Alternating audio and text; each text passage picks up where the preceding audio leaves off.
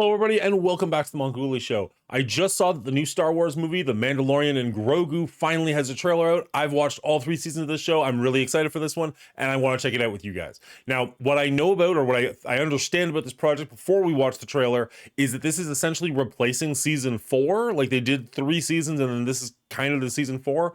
I think season 1 of the show is pretty strong. I think season 2 is really good. I think season 3 I really enjoyed, but I heard a lot of people had issues with. So I'm curious what direction they're going to go with this one. Let's jump right in and check it out.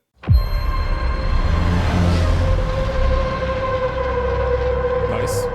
Got the ship back. She's looking cleaner than I remember. Grogu just puts a smile on your face. I don't know what it is.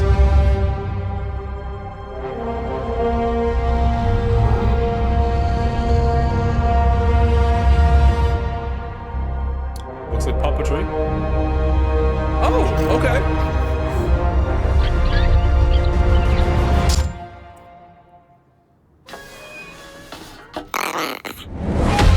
Didn't know she was going to be in this. I'm actually okay with that.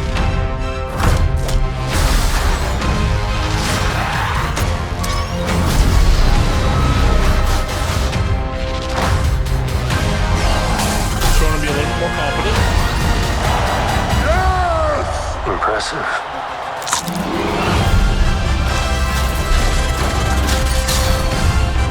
Serious drones.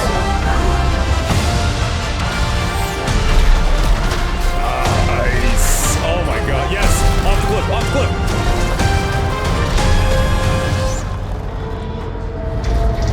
Oh my god. That is a very weird. Okay.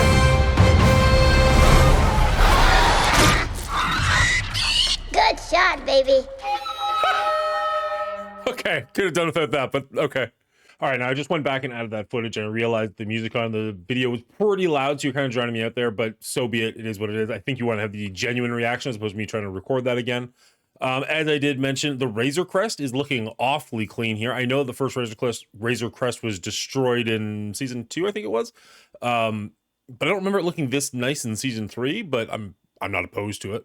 Now, obviously, this is sci-fi. They can do whatever they want, but it's a little interesting to me that he's looking through this like telescope thing. He's got one eye up to it. It's got one eye at the end. And yet when we see his vision through it, or what we assume is his vision through it, it's clearly got 2 different eye hole things like the binoculars from the original Star Wars.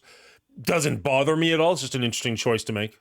Now, these little guys, as well as Grogu, the way they move, it feels very much like puppetry. Now, you could argue that it's not as smooth as something like, you know, CG Yoda walking around, but I actually prefer this immensely. I'd much rather have this. I think it holds up better in the long run, honestly. So if they are going the real route, if they are going the puppetry route, I'm very on board with it. The practical effect, that's the word I'm looking for. If they're actually using practical effects, I'm all here for it. Anytime you want to bring Sigourney Weaver into something, I am very on board with it. I love her as an actress.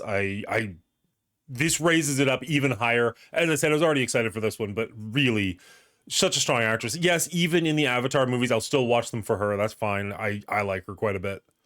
This whole scene is just incredible. This is what I want to see. Just Din coming in and just wrecking face, just being an absolute badass. This is a lot of what I feel like we didn't get. We were promised, but didn't really get with the Boba Fett series. I want to see him just kicking ass, taking names. This scene looks great. It's exactly what I want this movie to be. With a little bit of cuteness with Grogu on the side, that kind of comedy I'm okay with. They've tried comedy in the past with Star Wars. It usually works out relatively okay if you take Jar Jar Binks out of the equation. I think the Grogu sections in these are great, and it's going to get my daughters involved so I can go see it with them.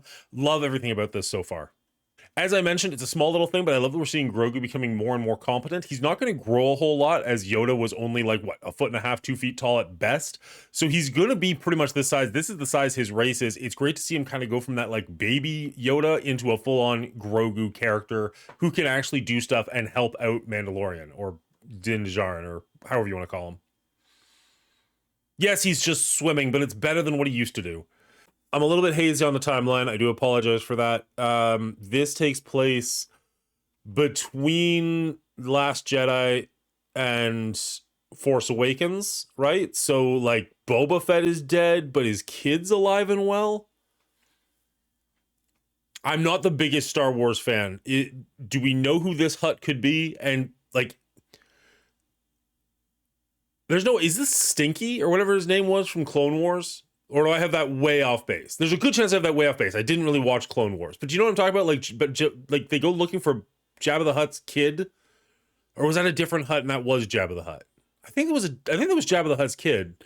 Could this be that? Or is it just a random Hutt? Who knows? Let me know in the comments down below if you have any idea what I'm talking about, or if I'm way off base.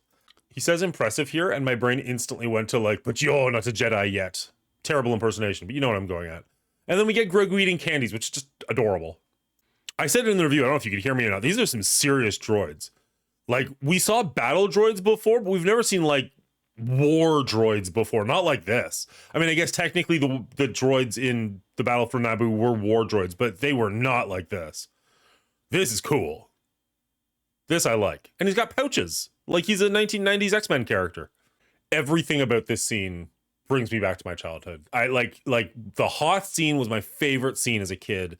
And these ATs, I believe they are, I just thought were the coolest thing. And now we can kind of see them moving around a little bit easier than they used to back when they were like full-on models. Yes, sometimes practical effects are good. Yes, sometimes CG helps. I'm a fickle beast. What do you want from me? I think this looks really, really cool. And I'm really curious if we get more of these things in the movie, because I would love that. And taking them out in a way that's not just using the grappling hook, which obviously they did in the movies and then the video games have done so many times since. I love that we're like, yeah, like there's different ways to take this out. And it just looks so good. Not only does it look incredible, but you've got 3 of these things walking down this like icy path. I have so many questions. Like, this is the kind of stuff that I love to see in a trailer. Don't give me all the story beats. Don't tell me exactly what's about to happen. Just this. This alone gets my imagination going, and I'm super curious, and I want to see this movie so badly for this. And like, call me crazy, because, you know, whatever. It's a scene with 3 AT-ATs, but like, this is my childhood. This is my childhood come back to life, and I'm here for it. Now, I couldn't quite put my finger on it, and I can't quite put it into words now even, but like this, the Mandalorian and Grogu, the way that it's coming in, the lettering, everything about it, doesn't feel like Star Wars to me. And I don't mean that in a bad way, like they're doing it wrong. Kind of in a good way, like they're finally evolving, and they're doing something different and trying something new. I'm not entirely sure I love it, just because something about it feels the tiniest bit cheap. And that's what I can't quite put my finger on. Like, I can't quite tell you why this feels wrong. I'm not opposed to it not looking exactly like every Star Wars thing we've ever seen before. That's fine with me. But just something about the way the lettering is like coming onto the screen almost looks like something I would be able to do on Canva, as opposed to something they should be able to do at Disney. I don't hate it. I just can't quite put my finger on why I don't love it. But again, like, it doesn't look like Star Wars, and I think that's for its benefit. We have this scene here where Grogu shoots the thing in the eye, and the little guy's like, "Good shot, baby." It got me to laugh, so I guess it did its job, but I don't love it, but we'll see. This character, not Grogu, but whatever it is in front of him, that might be a less is more character. We'll see. We'll see. May 2026 says that it's made specifically for IMAX. I'm going to be checking this one out in theaters, probably not day one, but probably very, very soon after that. I'm sure my kids will be excited for this one because they love Grogu. They think he's adorable, and quite frankly, so do I.